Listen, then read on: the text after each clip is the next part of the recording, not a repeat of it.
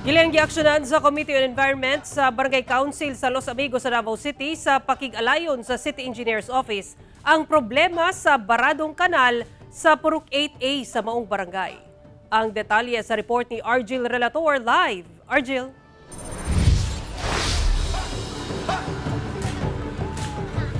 Sara, ang pagbara sa ilang kanal mo resulta matud pa sa paglunop sa mga kabalayan labi na kung mubunok ang kusog nga ulan. Gidangop sa mga residente sa Purok 8A Barangay Los Amigos, Davao City ngadto sa chair sa Committee on Environment sa Barangay Council ang dugay na matud pa nilang problema sa baradong drainage canal sa maong lugar. Kung magulan man gud og kusog, mulunop gayod padulong sa ilang mga balay tungod dili na kaagi ang tubig kay baga na kayo ang lapok sa kanal. Daulan ako jud maipiktuhan dire. Musulod pa gyud dire. Sa gabing dako magsige jud ko kuan sa panilhig oy kay daghan man jud kay tubig. Panang paingon sa sulod daghan mang residente ang ilang balay is dili makuan sa tubig.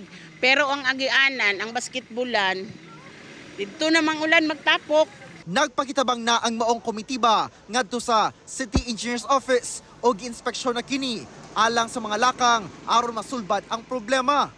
Wala ray usa ka semana, gilihok dayon kini pinaagi sa pagpadala og mga heavy equipment. Niadto ko kay Engineer Joey Felizarta, akong gipadayag didto ana man siya nga maglatay lang ka para ato ang buhatag aksyon. Giadtuan dayon dinhi gidalhan nila og kanang bakho og naapoy support ang katong truck nga ilang gidala dinhi sa City Engineer's Office. Gitrabaho na ang pagpalalom sa kanal aron nga diretso ang pagdagayday sa tubig paingon sa sapa. Gani ang residente nga si Roldan, voluntaryo na ang gibungkag ang iyang tindahan aron nga makalot ang kanal sa ilang tugkaran.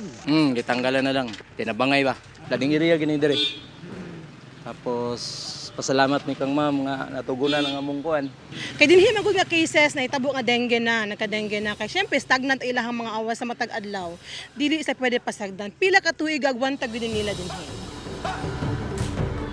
Sara, dakong pasalamat sa mga residente sa maong purok sanglit sa gihimong aksyon na pahupay niini ang kabalaka sa mga residente kay lagi no gideklara na sab sa pag-asa nga nagsugod na ang panahon sa ting ulan. Sara. Okay, daghang salamat Argil Relator.